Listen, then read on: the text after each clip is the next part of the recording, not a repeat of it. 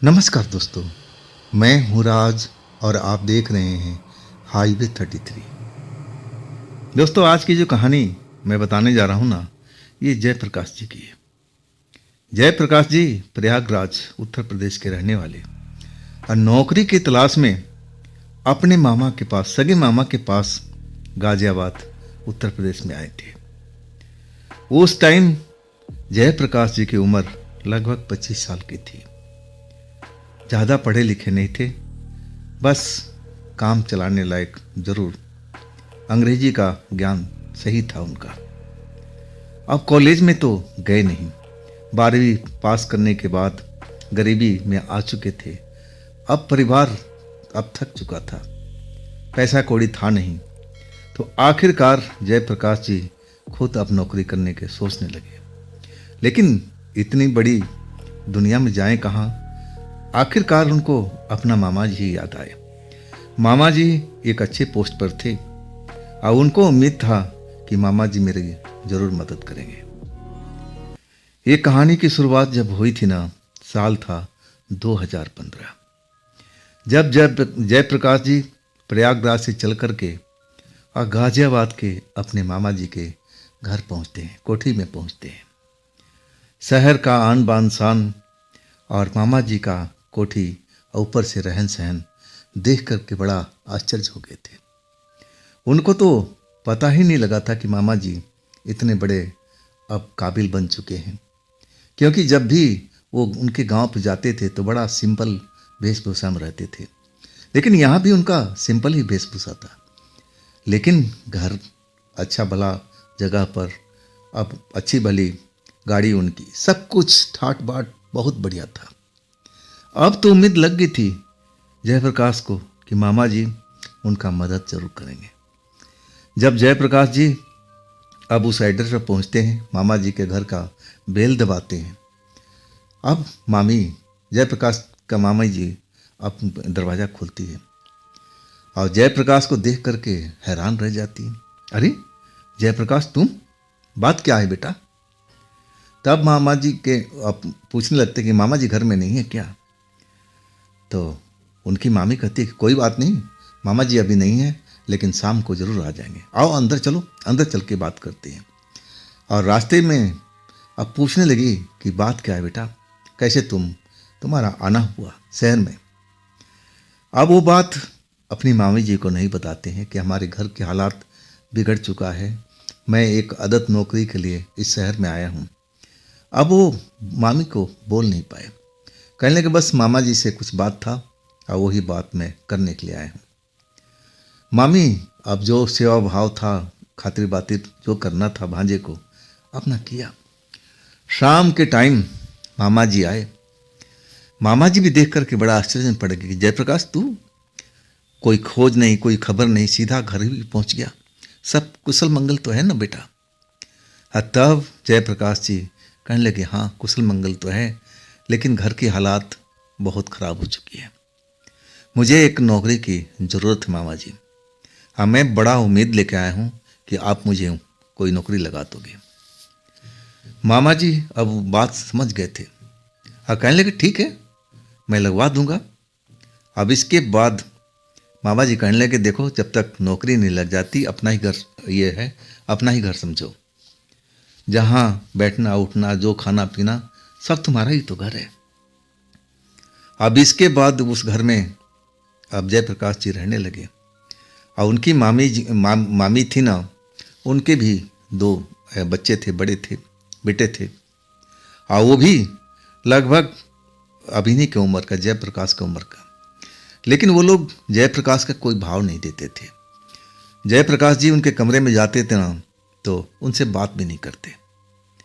अब जयप्रकाश जी समझ गए कि ये जो हमारे भाई लोग हैं हमसे बात क्यों नहीं कर रहे हैं, समझ गए आखिर वो घुलना मिलना नहीं चाहते।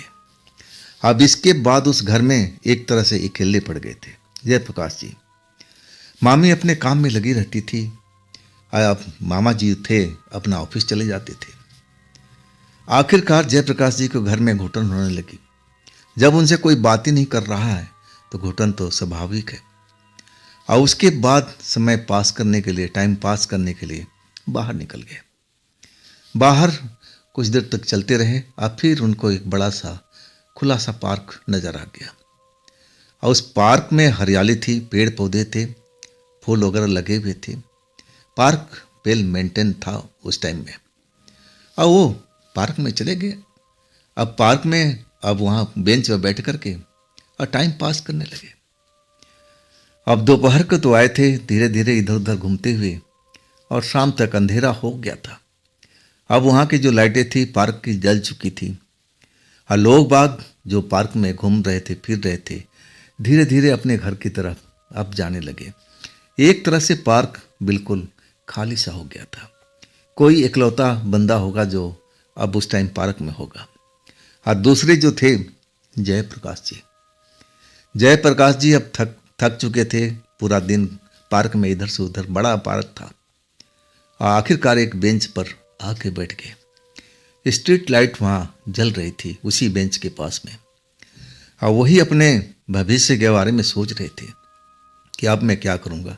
मामा जी तो अभी कुछ बोल ही नहीं रहे कि कब से मेरी नौकरी लगेगी, कहाँ लगेगी, इस विषय में तो कोई बात ही नहीं करते हैं। क्या मेरा आना सही लगा नहीं यहाँ पर? मामा जी क्या मुझे नौकरी नहीं दिलवाएंगे? और मेरे जो मामा जी के लड़के हैं मुझसे क्यों नहीं बात करते हैं? मामी कभी कभी पूछ लेती थी कि कैसा है जयप्रकाश, ठीक है ना? लेकिन खाने पीने में, हर चीज़ में मामी जी अब जैसे अपने बच्चों को देखभाल करती थी और वैसे ही जयप्रकाश को भी करती थी। उसमें कोई कमी नहीं छोड़ा था। लेकिन उनके पास में वक्त नहीं था कि मैं बैठूं उनके सामने में और वो हमसे बातचीत करें। वो कोई ना कोई काम में लगी रहती थी। अब बच्चे कॉलेज जाते और जब आते तो जयप्रकाश जी से बात ही नहीं करते थे। ना जाने उनके मन में क्या चल रहा था। अब वही सब सोच रहे थे जयप्रकाश जी अपने भविष्य के बारे में। और अंधेरा हो चुका था, लाइट जल चुकी थी, पार्क बिल्कुल अब सुनसान हो गया था। मन तो कह रहा था कि चलो सारे लोग चले गए, हम भी अपने घर चले। लेकिन घर में जाने के बाद बातचीत किससे करेंगे? अकेले ही वहाँ भी बैठना है, चलो हम यहीं पार्क में बैठते हैं। जब मामा जी का टाइम होगा तब हम चलेंगे। अब उनके मामा जी शाम को करीब 7:30-8 बजे के आसपास आते थे। और तब तक जयप्रकाश जी अपना समय काटने लगे उसी पार्क के अंदर में। कुछ देर ऐसे ही खाली बैठे रहे बेंच पर। अब आसपास में कोई था ही नहीं, पूरा बगीचा ही एक तरह से पार्क ही खाली हो चुका था। और अचानक जैसे उनके पीछे से कोई आता हुआ दिखा। जैसे ही मुड़ते हैं ना तो देखते हैं कि एक लड़की है और जो उनके पीछे वाले पगडंडी से उसी बेंच की तरफ आ रही है। खैर ये तो शहर था, यहाँ तो ऐसी कोई बात नहीं थी कि लड़की कहाँ से आ गई। यहाँ तो लड़की है, लड़की अब पार्क में घूमती हुई दिखाई दी थी। ये कोई बड़ी आश्चर्य की बात नहीं थी। वो लड़की उनके बेंच के पास में आकर के खड़ी हो गई। और जो जयप्रकाश जी थे अब लड़की को एक नज़र जरूर देख लिए थे आते हुए। इसके बाद समझ गए कि आस पड़ोस की लड़की होगी। अब फिर अपना ध्यान में अब भविष्य के बारे में सोचने लगे थे। अब उनको ये तो पता जरूर था कि लड़की इधर से आई है तो कहीं गई होगी। अब बिल्कुल शांत बैठे हुए थे और तभी लड़की की आवाज़ सुनाई पड़ी। बड़ा ही सुरीली आवाज़ थी। आप इस जगह पर नहीं दिखाई दे रहे हो। अब जो जयप्रकाश जी शांत बैठे हुए थे वो मुड़ करके अब पीछे देखने लगे। वो लड़की उनके बेंच के पास हट के खड़ी थी पीछे साइड में। और कब से खड़ी थी वो तो ध्यान में अपना भविष्य के बारे में सोच रहे थे। जब उस लड़की की आवाज़ सुने ना तब वो चौंक करके मुड़े। अब फिर उस बात का जवाब दिए कि जी मैं नया हूँ, मैं अब यहाँ पर कुछ ही दिन पहले आया हूँ। लड़की अब मुस्कुरा के कहने लगी, क्या मैं आपके पास बैठ सकती हूँ? आपको बुरा तो नहीं लगेगा? अब जयप्रकाश जी थोड़ा सकुचा गए थे क्योंकि ग्रामीण इलाके से आए थे। वहाँ लड़का लड़की थोड़ी दूरी बना के रखते थे। लेकिन जब ये लड़की बड़ा शिष्ट अंदाज में बोली तब जयप्रकाश जी कहने लगे, जी अब मेरा थोड़ी ये पार्क है, ये बेंच में थोड़ी देर पर बैठा हूँ और इसके बाद अपना घर चला जाऊँगा। बैठिए आप, सार्वजनिक पार्क है। लड़की मुस्कुरा करके उनके पास में बैठ गई। अब फिर उनसे सवाल जवाब करने लगी। कहाँ से आए हो आप, किस मकसद से आए हो, कितना दिन रहोगे यहाँ पर। और हर एक सवाल का जयप्रकाश जी जवाब दे रहे थे कि देखिए, मैं नौकरी के सिलसिले में आया हूँ, मैं प्रयागराज का रहने वाला। मेरी हालत अभी थोड़ी ख़राब चल रही है परिवार की, पैसे की सख्त ज़रूरत है। मैं एक नौकरी की तलाश में आया हूँ। लड़की अब ऐसे ही उनसे सवाल पर सवाल कर रही थी, परिवार में कौन है। और आखिरकार अब एक तरह से जयप्रकाश जी उस लड़की के सवाल जवाब सुन करके थोड़ा थक चुके थे। पूछने लगे कि मैडम जी, आप मेरे बारे में इतना जानकारी क्यों ले रही हो, बात क्या है। अब ग्रामीण क्षेत्र के रहने वाले थे, स्पष्ट उन्होंने एक सवाल दाग दिया उस लड़की से। तब लड़की मुस्कुरा करने लगी, नहीं नहीं, ऐसी कोई बात नहीं है। मैं थोड़ा आपको देखी ना, आप उदास बैठे हुए थे। मैं सोचा कि चलो आपसे 2 मिनट बात किया जाए और आपका भी दिल लग जाएगा। मैं भी अकेले रहती हूँ। तब जयप्रकाश जी बोले कि क्यों, आपका परिवार नहीं है। तब वो लड़की कहने लगी, हाँ भी है और ना भी है, दोनों चीज़ है। परिवार तो मेरा है, मेरे माता हैं, मेरे पिता हैं, और एक तरह से अब हमारी उनसे बोलचाल बंद हो चुकी है। अब जयप्रकाश जी थे चौंक के कि ये तो बड़ा मुश्किल वाला बात, लड़की से बातचीत बंद हो गया, आखिर क्यों हो गया है। अब वो सवाल पूछने लगे। लड़की अब अपने हिसाब से जयप्रकाश जी को जवाब दे रही थी। ये सब बातचीत करते करते कब 8 बज गया, जयप्रकाश जी को पता ही नहीं लगा। अब जब जयप्रकाश जी समय का अनुमान लगाए कि अरे अब तो लेट हो चुका है, अब तो हमें घर चलना चाहिए, मामा जी आ गए होंगे। और वो लड़की से कहने लगे कि क्षमा कीजिएगा, बातचीत अब बहुत हो गई, मैं अपने घर चलता हूँ, अब मेरे मामा जी आने वाले होंगे। लड़की कहने लगी, अरे थोड़ी देर और बैठिए, आप बैठे हैं, आपसे बातचीत करके मेरा भी समय पास कर रहा है। मामा जी आएंगे तो कहीं थोड़ी जाएंगे, रात तो अपनी है, अब घर में ही तो रहेंगे, चले जाना आराम से। अब इसके बाद थोड़ा और सरक करके जयप्रकाश जी के साथ अब सट जाती है। अब जयप्रकाश जी ग्रामीण क्षेत्र के, और वो थोड़ा झिझक महसूस करते हैं कि ये सुंदर लड़की और देखने में अच्छे घर की लग रही है, अब मुझसे चिपकती जा रही है, बात क्या है। अब फिर उन्होंने स्पष्ट कह दिया कि देखिए, आप मुझसे थोड़ा दूरी बना के रखिए, हमारे यहाँ पर लड़का लड़की इतने नज़दीक बैठते नहीं है, बुरा माना जाता है। तब लड़की कहने लगी कि आप जो कहना चाहते हैं ना, मैं समझ रही हूँ, लेकिन ये आपका ग्रामीण क्षेत्र नहीं है, ये शहरी क्षेत्र है, और यहाँ पर कोई बुरा नहीं मानता। इसके बाद लड़की फिर सरक आई। जयप्रकाश जी थोड़ा अब साइड में हट गए, लेकिन वो लड़की एक तरह से उससे चिपकती जा रही थी। अब जयप्रकाश जी उठ करके खड़े हो गए कि देखिए मैडम, आप अकेले बैठिए बेंच पर, पूरा बेंच आप ही का है, मैं अपने घर चलता हूँ। लड़की भी उठ करके खड़ी हो गई, कहने लगी ठीक है, चलो मुझे मेरे घर तक छोड़ देना, अब साथ में ही चलते हैं, दोनों का रास्ता एक ही है, एक ही तरफ से निकलेंगे हम। अब फिर लड़की आगे आगे और जयप्रकाश जी पीछे पीछे। पार्क से निकल चुके थे, तब तक बाहर में पूरा ही अंधेरा और हो चुका था। अंधेरा तो पार्क में जो रोशनी थी उसकी वजह से अब पता नहीं लग रहा था, लेकिन जैसे ही पार्क से बाहर निकले ना, तब उनको एक तरह से अनुमान हुआ कि बहुत लेट हो चुका है, अब मुझे जल्दी से घर पहुंचना चाहिए, मामा जी आ गए होंगे, अब मेरे बारे में पूछ रहे होंगे। लेकिन अब लड़की आगे आगे चल रही थी, अब पीछे पीछे जयप्रकाश जी। लड़की कहने लगी कि देखिए, चलिए मेरे को आप मेरे घर के दरवाजे तक छोड़ देना, अब फिर आप आगे निकल जाना। अब मान गए थे जयप्रकाश जी कि ठीक है, चलिए, अगर इसी रास्ते में है तो मैं भी तो चल ही रहा हूँ।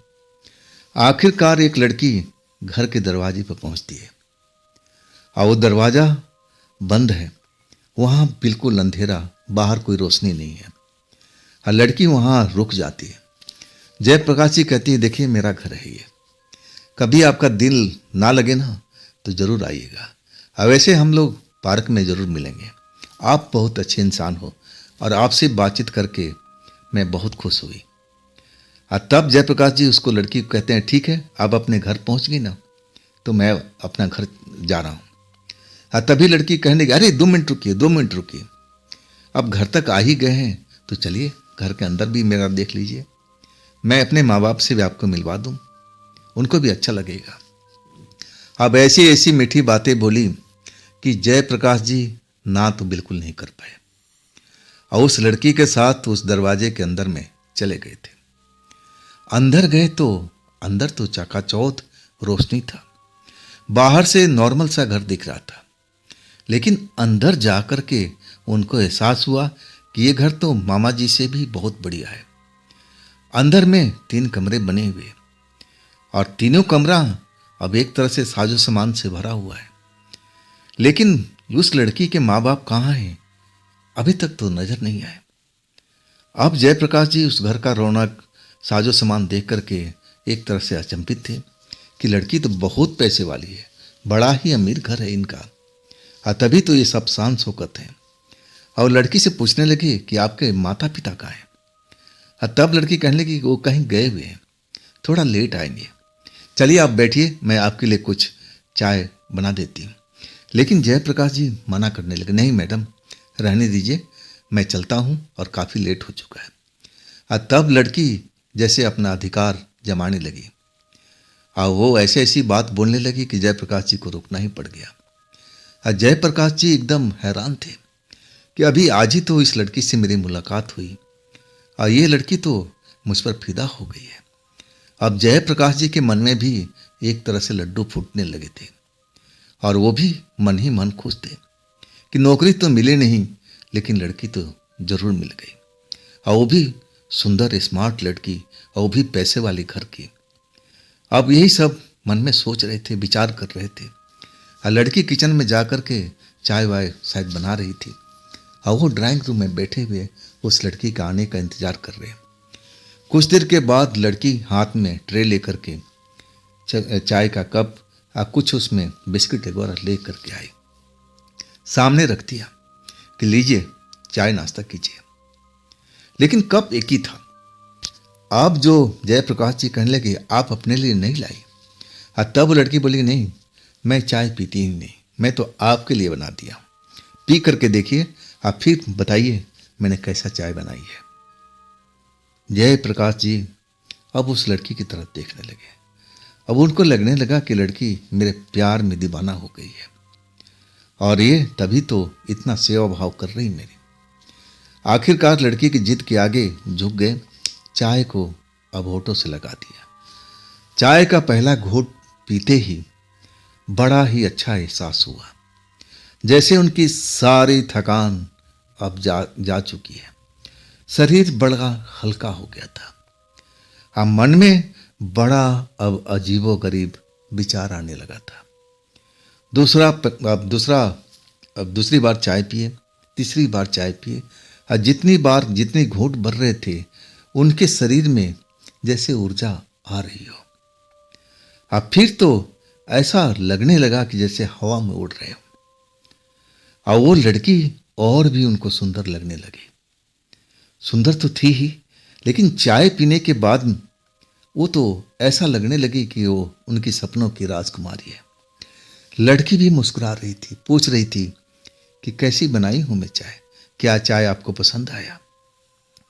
हाँ, जयप्रकाश जी सर हिला दिए। अब उनके पूरा शरीर में एक ऊर्जा का आभास हो रहा था, जैसे शरीर उनका बहुत ही शक्तिशाली हो गया। अब मन में तरह तरह का विचार प्रेम का उठने लगा। काश ये लड़की मेरी पत्नी होती तो कितना मजा आता।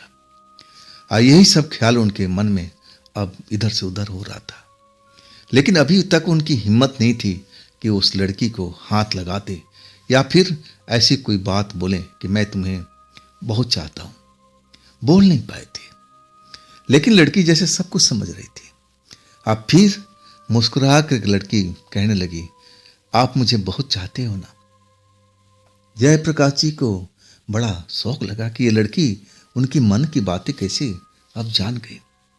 तब वो सर हिला दिए कि हाँ जी, मैं तो आपको पहली नज़र देख करके आपका दीवाना हो चुका हूँ। मुझे तो आपसे प्यार हो गया है। हाँ, इसके बाद लड़की भी वही बात बोली कि मैंने भी आपको जब पहली बार देखा ना, तो मैं भी आपके प्यार में दीवानी हो गई। चलिए अब हम प्यार का शुरुआत ही करते हैं। अब उस जगह पर सिर्फ जयप्रकाश जी और वो सुंदर लड़की, अब दोनों अब एक दूसरे से प्यार में अब एक तरह से खोज गए थे। कोई अब पता नहीं जयप्रकाश जी को क्या हो रहा है, बस वो प्रेम के समुद्र में जैसे डुबकी लगा रहे हो। अब तो उनको यही एहसास हो रहा था कि काश ये टाइम ऐसा ही चलते रहे, ये कभी खत्म ना हो, इस एहसास में ही हमेशा रहूं। जब उनको अब एक तरह से भ्रम टूटा, होश आया, और तब जब उस घर को देखने लगे, घर अब एक तरह से जो चकाचौंध रोशनी वाला था, रोशनी एकदम मंद हो गई थी। और जिस पलंग पर लेटे हुए थे, लड़की उसी उनके बगल में लेटी हुई थी। और जैसे ही मैंने एक तरह से पूरी तरह से होश में आए ना अपने आप में, तब वो देख करके एकदम हैरान रह गए थे। ये सब कैसे हो गया? मैं तो ऐसा कभी करना नहीं चाहता था। अगर इस लड़की के माता पिता आ जाएं, तब मेरे साथ में क्या बर्ताव करेंगे? ग्रामीण क्षेत्र के रहने वाले जयप्रकाश जी डर गए थे और वो लड़की को जगाने लगे, अजी उठिए उठिए उठिए। लड़की अब आंख मलती हुई उठी। क्या हुआ, सुबह हो गई क्या? तब जयप्रकाश जी बोले, नहीं सुबह नहीं हुआ है, मुझे अपने घर जाना है। मैं अब बाहर निकल रहा हूं, आप दरवाजा बंद कर लीजिए।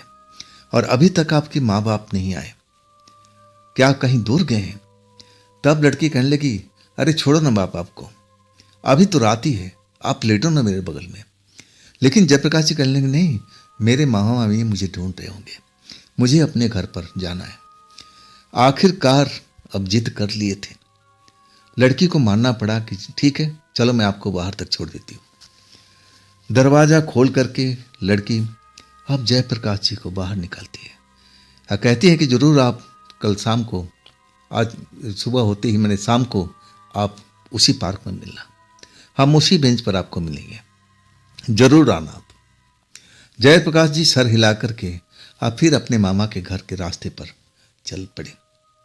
जब वहां पहुंचे तो घर का दरवाजा बंद, रोशनी बाहर का बंद, पूरा अंधेरे में मामा जी का घर समाया हुआ था।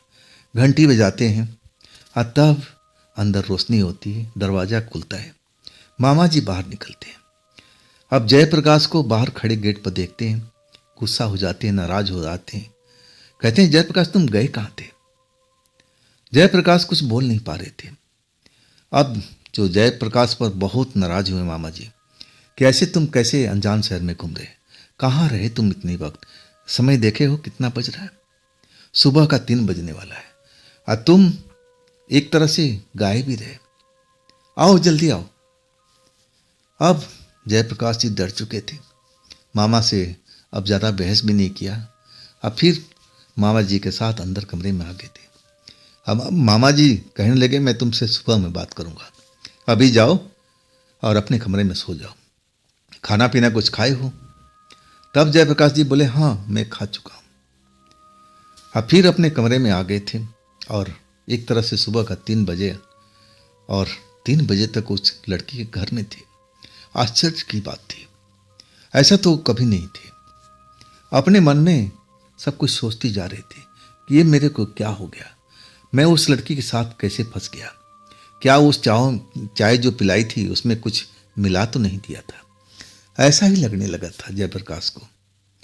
आखिरकार अब नींद आ चुकी थी और इसके बाद सुबह उनकी आंख खुली तो मामा जी आवाज दे रहे थे, जयप्रकाश आओ तुमसे बात करनी है। अब जयप्रकाश के सामने मामा मामी और जयप्रकाश। अब जयप्रकाश के मामा जी पूछ रहे थे कि बेटा ये तुम्हारे लिए नया शहर है, और तुम कहाँ गए थे रात के टाइम में, घर क्यों नहीं लौटे? बताओ सारी बातें। मैं रात में तो पूछ नहीं पाया, लेकिन अब मैं पूछता हूँ, कोई बात छिपाना मत।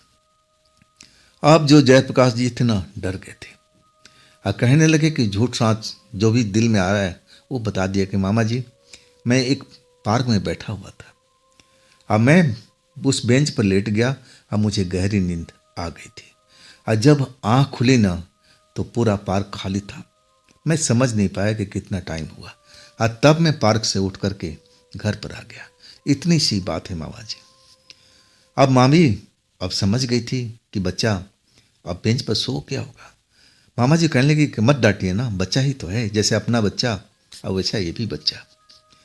मामा जी मान गए थे और कहने लगे जयप्रकाश तेरी नौकरी की अब मैं बात किया हूँ, लेकिन अभी वक्त लगेगा बेटा, करीब करीब हफ्ता दिन मान के चलो, और तब तक तुम आराम करो। लेकिन देखो आज के बाद उस पार्क में मत जाना, अपने घर में रहो। बाहर हाँ घूमो फिरो जरूर, लेकिन शाम होते ही अपने घर में आ जाओ।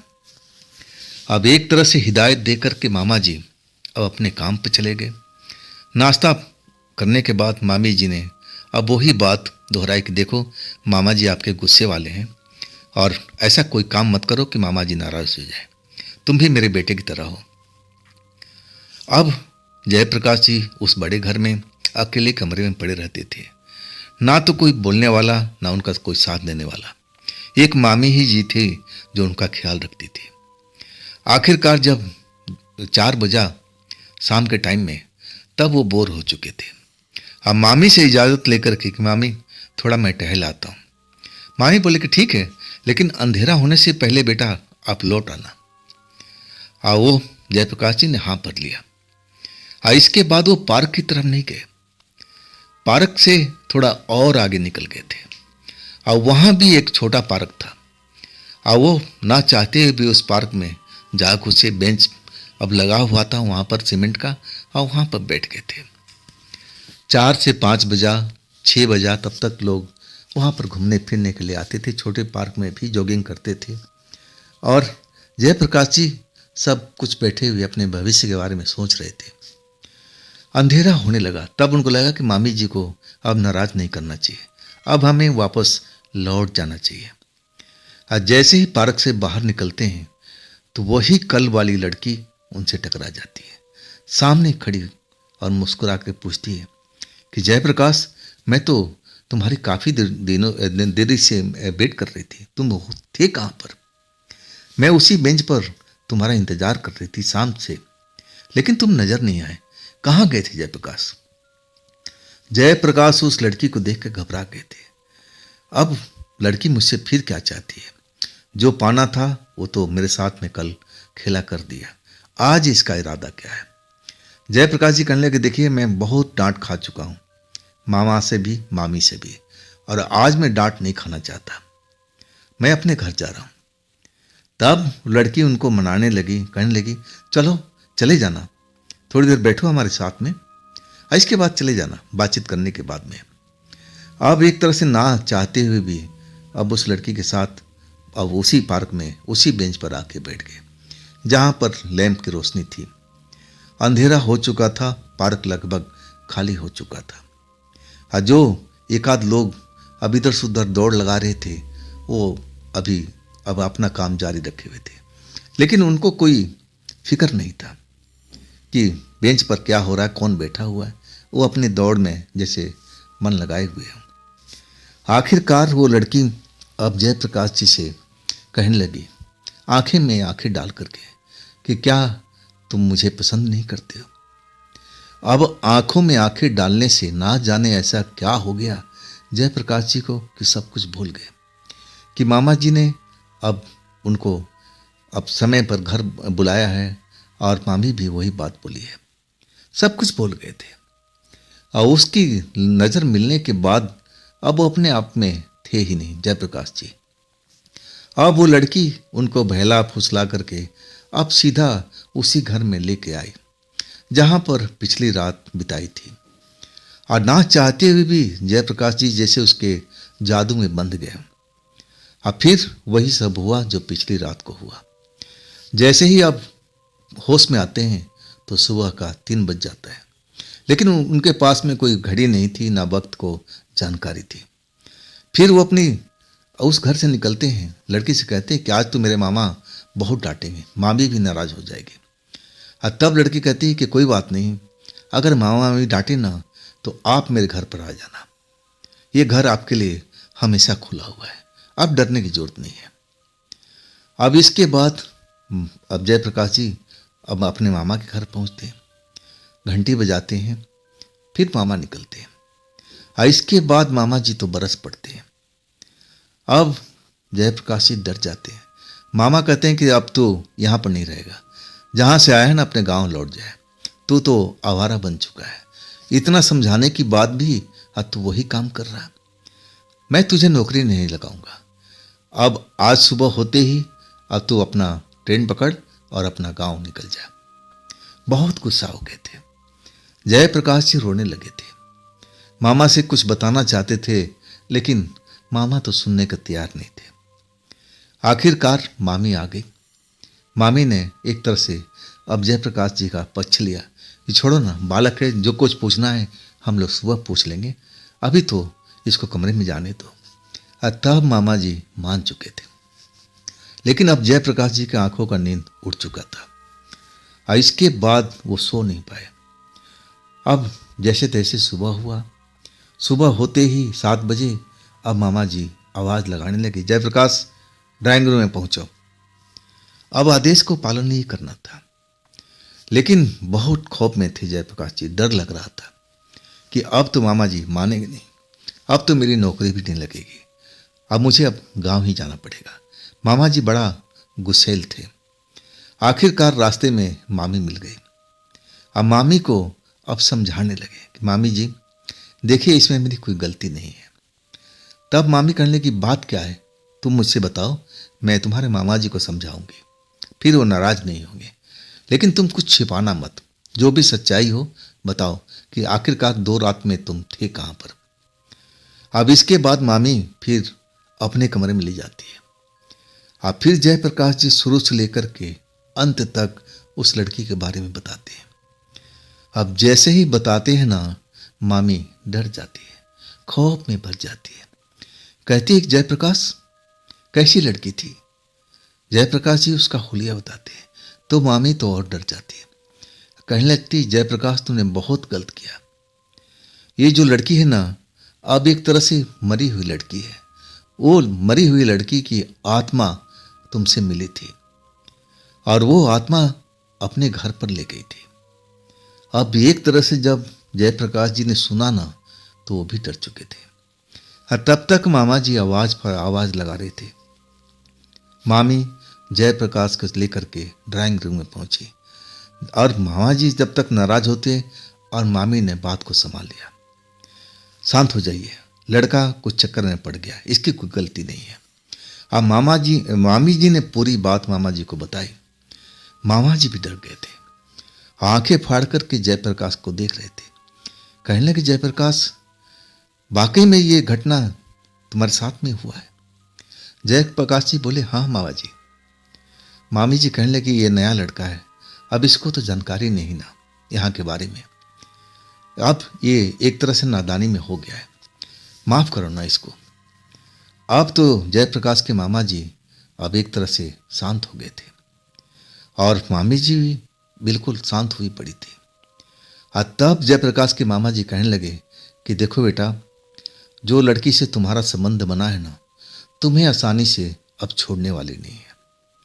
चाहे तुम कोई भी कहीं भी जाके छुप जाओ, वो लड़की तुम्हें ढूंढ लेगी। अब तो मैं कहूंगा कि बेटा तुम अपने शहर अपने गांव लौट जाओ, कुछ दिन अपने गांव में रहो, जब उचित समय आएगा तो मैं तुम्हें बुला लूंगा। अगर उस लड़की से पीछा छुड़ाना है तो ये तो काम जरूर करना पड़ेगा।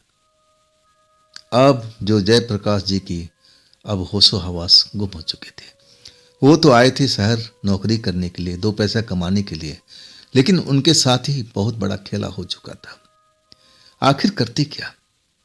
जयप्रकाश जी अब मामी जी की बात मान लिए और उन्होंने मदद भी किया कि बेटा कुछ पैसे ले जाओ और अपना घर गृहस्थी चलवाओ, अपने माता पिता को दे दो, और हाँ 1 आध महीने के बाद ही मैं तुम्हें बुला लूंगा।